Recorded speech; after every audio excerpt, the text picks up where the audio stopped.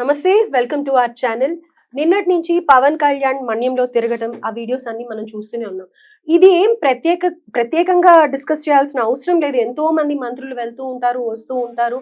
అక్కడ బాగోగుల గురించి మాట్లాడుతూ ఉంటారు. నెక్స్ట్ డెవలప్మెంట్స్ ఏం చేయాలి అనేది ఆలోచించి ఫర్దర్ గా యాక్షన్ తీసుకుంటూ ఉంటారు.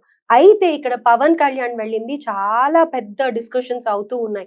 అసలు వెళ్ళడానికి ఇంపార్టెన్స్ ఏంటి, అక్కడ వెళ్ళటానికి ఏం డెవలప్మెంట్స్ రాబోతున్నాయి అన్న పూర్తి వివరాలు తెలుసుకుందాం. ప్రస్తుతం మనతో పాటు మన స్టూడియోలో సీనియర్ జర్నలిస్ట్ కిరణ్ పోల్దాస్ గారు ఉన్నారు. నమస్తే సార్. నమస్తే అండి. సో పవన్ కళ్యాణ్ గారు వెళ్ళటం నిన్నటి నుంచి ఆ వీడియోస్ మేము తెగ చూస్తూ ఉన్నామన్నమాట.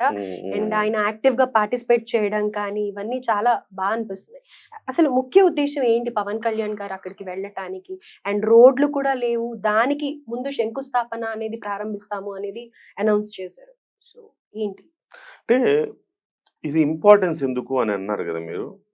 ఇది అత్యంత కీలకమైన అంశం ఇది. స్వతంత్రం వచ్చి ఎన్ని సంవత్సరాలైంది? 77 సంవత్సరాలు దాటింది.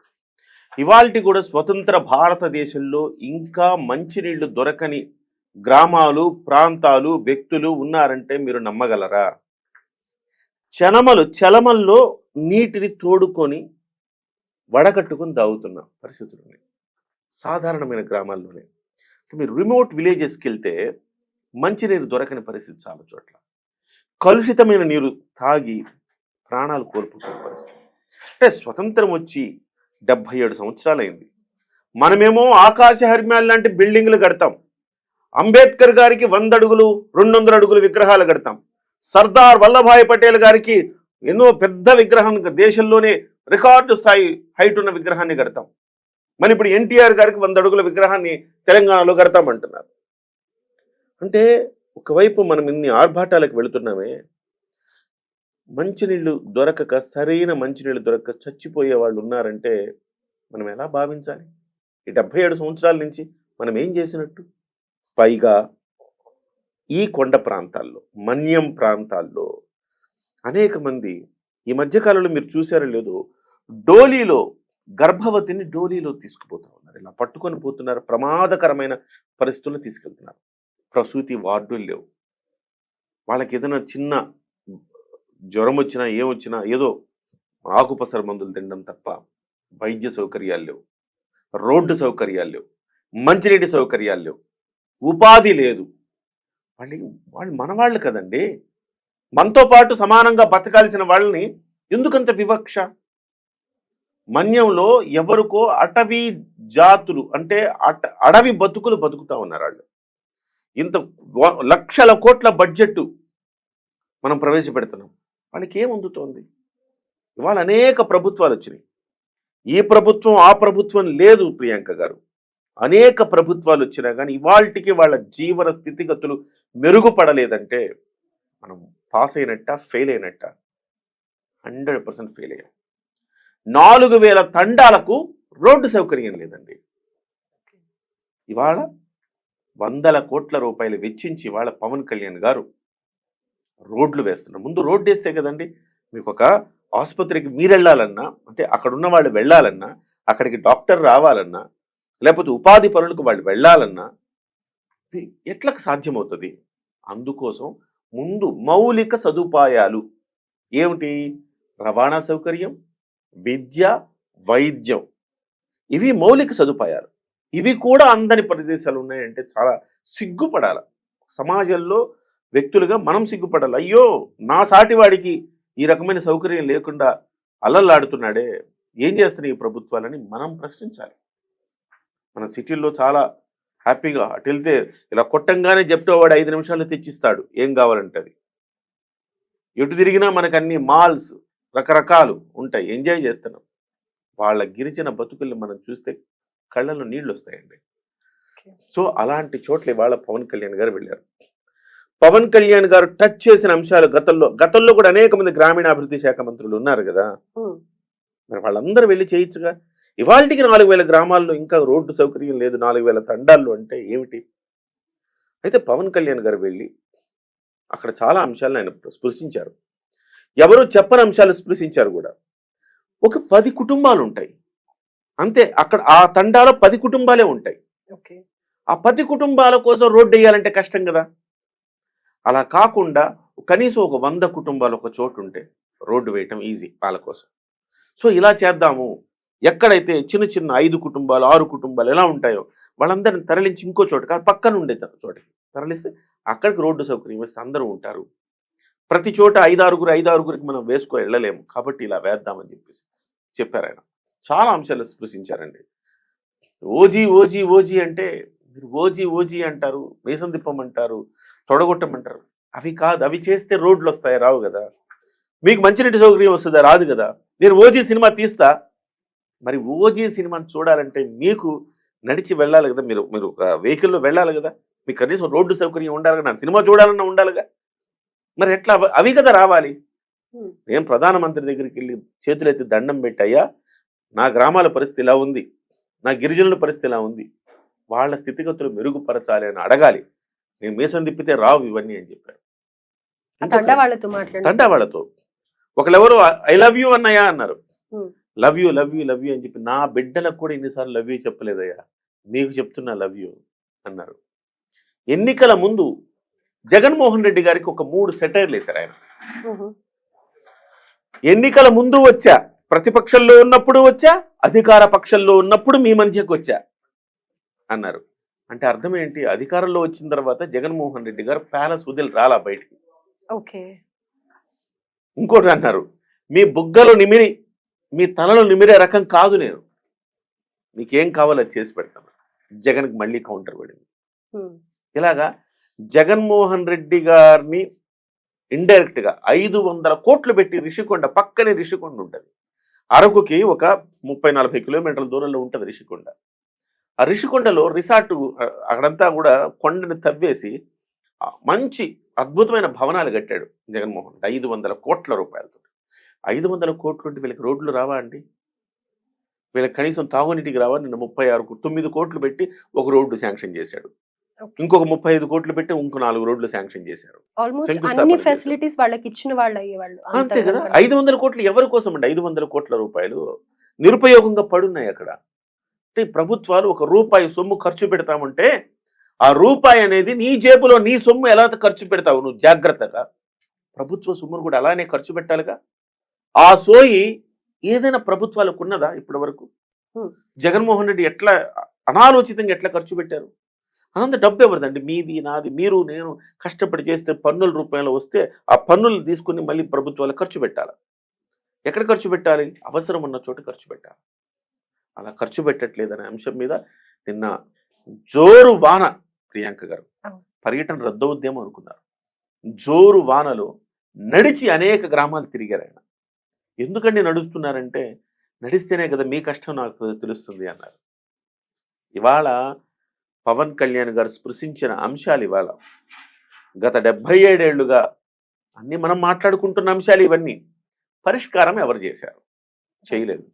వాళ్ళని పర్యాటక ప్రాంతాలుగా చేస్తా అన్నాడు. నేను ఎవరి సినిమా హిట్ అయినా, ఎవరు విజయం సాధించినా, ఎవరు ఒక 100 కోట్లు సంపాదించినా నాకు ఈర్ష్య ఉండదు, అసూయ ఉండదు, అందరు బాగుండాలనుకుంటా, కానీ మిమ్మల్ని చూస్తే మాత్రం నాకు అసూయ కలుగుతోంది అన్నాడు. ఎందుకంటే ఎంత చక్కటి ప్రకృతి మధ్య ఉన్నారయ్యా మీరంతా, స్వచ్ఛమైన గాలి కూడా అంతే కదా, నేచర్ అని అన్నాడు. అంటే ఆయనలో ఒక ఎలాంటి మనిషిని మనం చూస్తున్నాం చూడండి. అధికార దర్పం లేదు, ఆ పొగరు లేదు, అహము లేదు. వాళ్ళ దగ్గరికి వెళ్ళి వాళ్ళల్లో వాళ్ళ మనిషిగా కలిసిపోయి హింసా నృత్యం చేశారు. అయితే ఇక్కడ ఒక చిన్న క్వశ్చన్ కిరణ్ గారు, అంటే ప్రతిపక్షంలో ఉన్నప్పుడు వచ్చాము, అధికారంలోకి వచ్చాము అనేది ప్రూవ్ చేసుకోవడానికి వెళ్ళారా, లేకపోతే కనుక it was already plan to visit that place? ఎందుకంటే ప్రతిపక్షంలో ఉన్నప్పుడు వచ్చాము, అధికార పక్షంలో ఉన్నప్పుడు వచ్చామని చెప్పుకోవడానికి వెళ్ళలేదు. అంటే ఆయన ఉత్తినే వెళ్ళలేదు కదండి. ఆయన ఎలా వెళ్ళారు? అక్కడ ఉన్న స్థితిగతుల్ని ప్రపంచానికి చూపించారు గతంలో, వాటికి పరిష్కార మార్గాలు ఇవాళ చూపించడానికి వెళ్ళారు. నా దగ్గర ఒక వీడియో ఉండాలి, యాక్చువల్గా నేను ఆ వీడియో కోసం చూస్తున్నాను, అది దొరకట్లేదు, కానీ చూసాను. ఆ వీడియోలో ఏముంటుందంటే, ఈయన ప్రతిపక్షంలో ఉన్నప్పుడు ఒక మహిళ, ఒక పెద్ద ఆవిడ చెప్తుంటది అనమాట. చూడండి ఇక్కడ.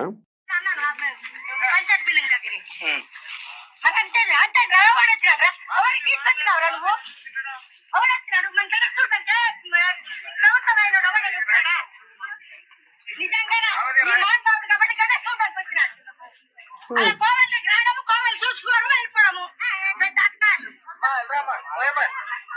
ఇప్పుడు కూడా రాలేదు.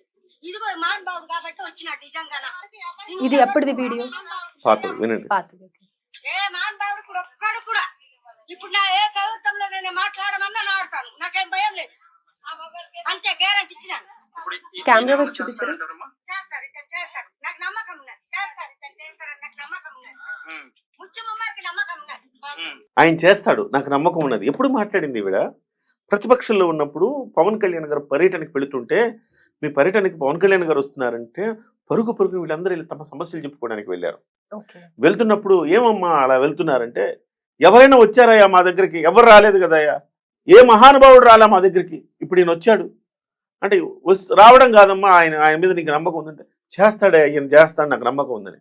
ఆ నమ్మకాన్ని ఇవాళ ఆయన నిలబెట్టుకున్నాడు.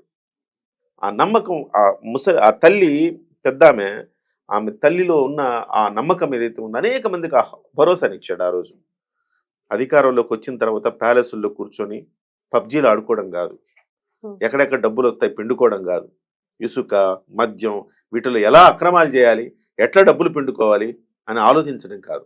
ఆయన చేసిన పని వాళ్ళతో పాటు వెళ్ళాడు, బురదలో నడిచాడు, తింసా నృత్యం చేశాడు, వాళ్ళలో ఒకటిగా కలిసిపోయాడు. మీ స్థితిగతులు నేను బాగు చేస్తా అన్నాడు. 2 నెలలకోసారి వస్తా, 3 రోజులు పర్యటిస్తా అన్నాడు. వాళ్ళలో ఒక కొత్త ఆశలు చిగురింప చేశారు.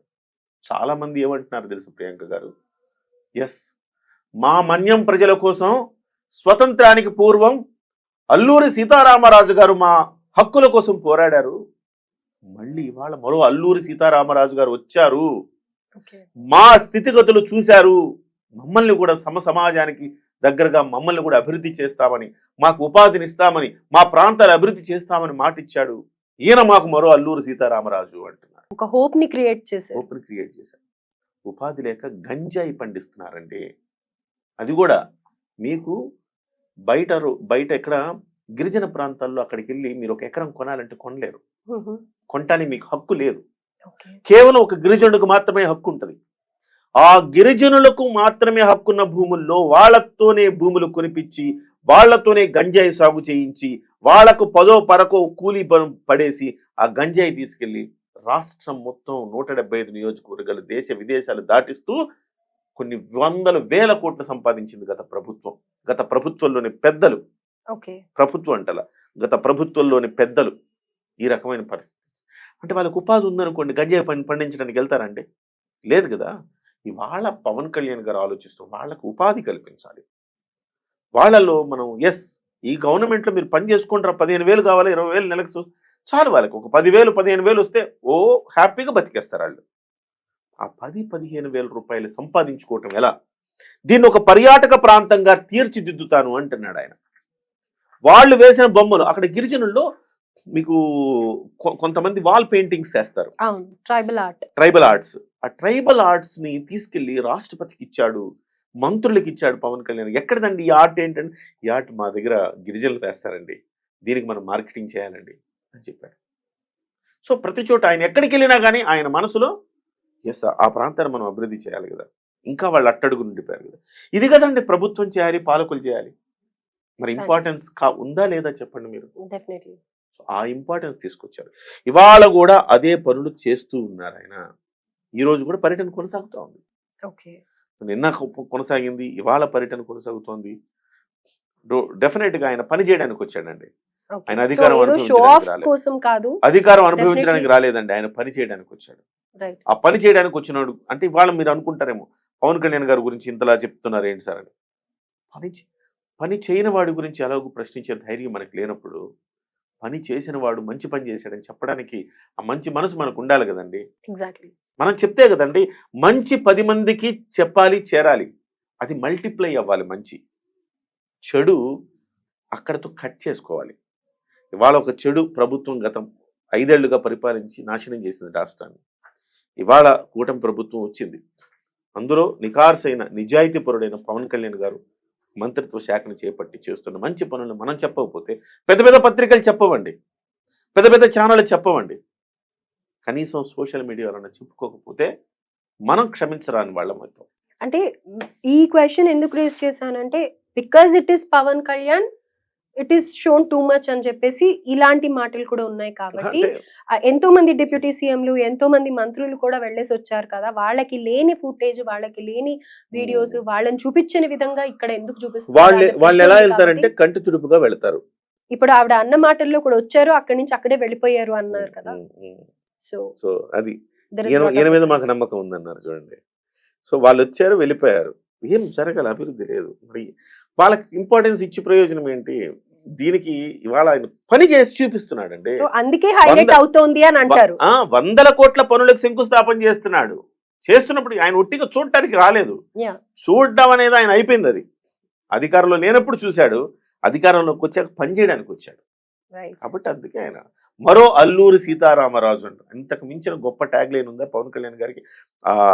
గిరిజన వాళ్ళు చాలా అమాయకంగా ఉంటారండి. ప్రేమిస్తే ప్రాణం ఇస్తారు వాళ్ళు, విలువలకు కట్టుబడి ఉంటారు వాళ్ళు. ఇక్కడ పట్టణ ప్రజల్లో ఉన్నంత తెలివితేటలు ఉండవు. సో ఇంత చాలా మంది కొంత కన్నింగ్ కూడా ఉంటుంది కదా. సో మీకేస్తామని ఓటు వీళ్ళకేసిన వాళ్ళందరూ కూడా అరకు పాడేరు జగన్మోహన్ రెడ్డి గారికి వేశారండి ఓట్లు. ఓకే. విచిత్రం ఏంటంటే అది. సో ఇవాళ జగన్మోహన్ రెడ్డి గారు కూడా వెన్నులు వణుకు పుడుతోంది.